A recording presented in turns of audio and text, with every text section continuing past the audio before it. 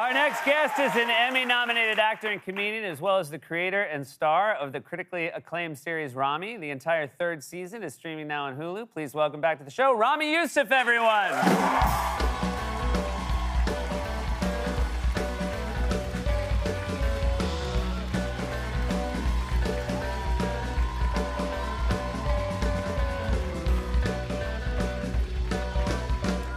Welcome back, Ramy. Dude, I am so happy to have you here in person. I know, in person's amazing. You were, I guess, here maybe 3-4 years ago when the first season of your show was out. Yeah. And somehow you've managed to, in a very hard time to make television, made 2 more seasons. Congratulations. Thank you. Yeah, it was, you guys did it too. We did one of these on Zoom, Yep.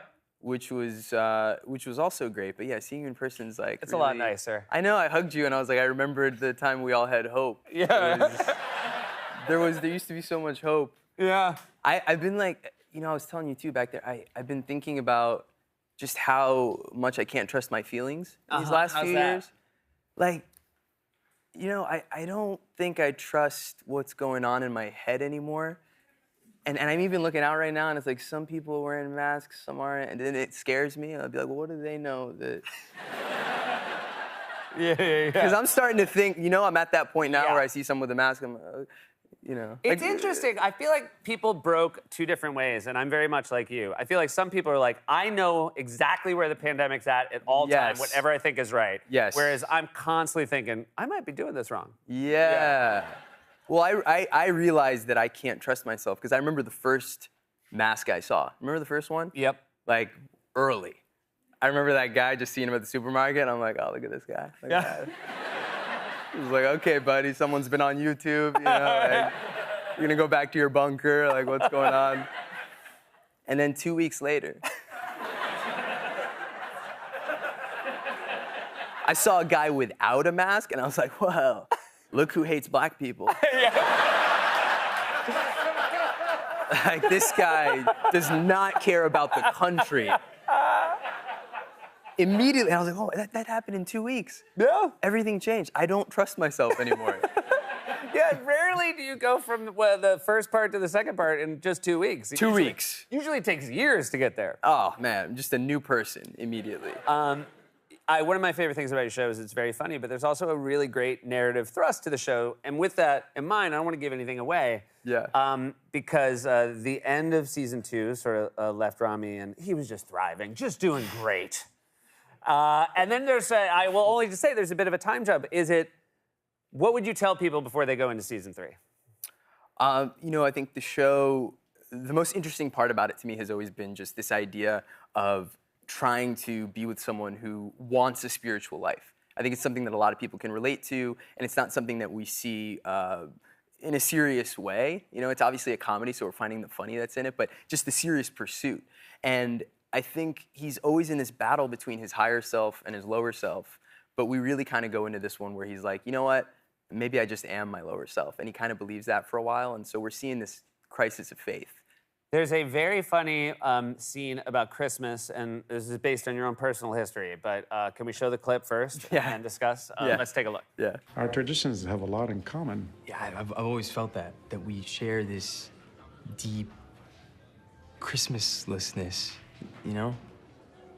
Huh? Like not celebrating Christmas, right? Like this whole country's like worshiping Santa. And we're like, no, I don't think this doesn't feel right, you know? I remember being in kindergarten, everyone's talking about Santa. I look over at this kid, Ari, and I'm like, dude, we know the truth. You know, we know this is just like a capitalist lie. So, Christmaslessness, was this something that you found common cause with other kids in school growing up? Oh, this was deep. It was like me and my Jewish friends, we were the only ones who knew the truth. Yeah.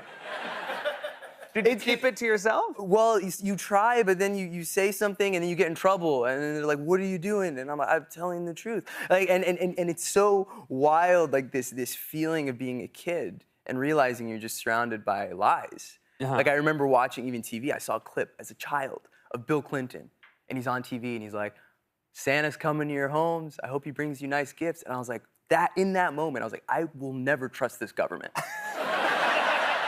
Ever. I mean, that's the guy we're supposed to I'm supposed to believe these people about Guantanamo? Like, this is it's dark, you know, and you really, yeah, you're a child and you know about the Christmas industrial complex, and it's damaging. Is it fun in the writer's room when you realize that you can, I mean, again, so much of the show, I imagine, is pulled from personal experiences, but it must be so great to know that you can write a Christmaslessness monologue and get to perform it as an adult. Just must be the best. No, it's cathartic in that way. I mean, and a lot of it, like, I'll find on stage and then bring it in, and then that's where it's really fun, kind of having a group of people who've all experienced it. There's obviously a great element of the show are the people who play your parents. You have parents in real life as well. How do they feel about the show? What is their feedback? You know, they they don't like the sex scenes, which is like Fair. Yeah, and it's your parents. Yeah. They don't want to see. I tell them it's a stunt guy, and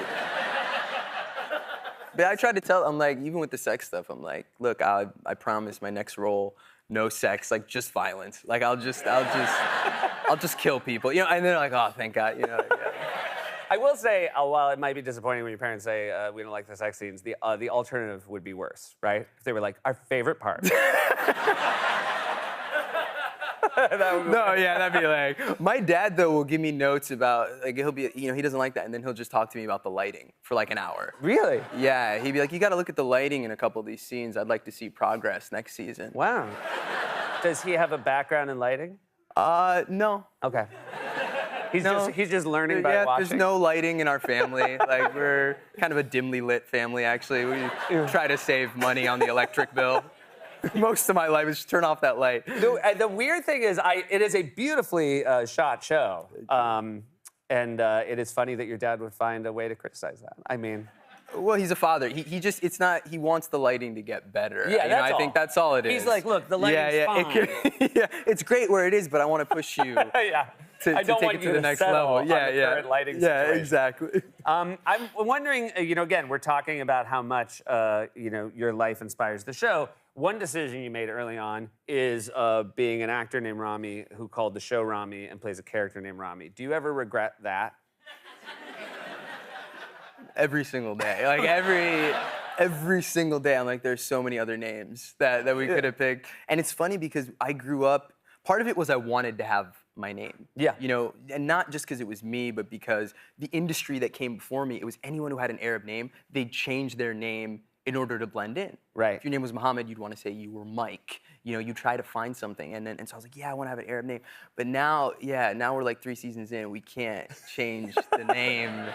Now I'm like, well, maybe I'll change my name. Like, I might, in real life, I might just go, like, maybe I'm just Robert now. Yeah. And that's... So the show's still Rami, The but show's then you still tell Rami. people, you're like, that's not me. Yeah, and I made progress. I made it in Hollywood as an Arab, but now I'm Robert.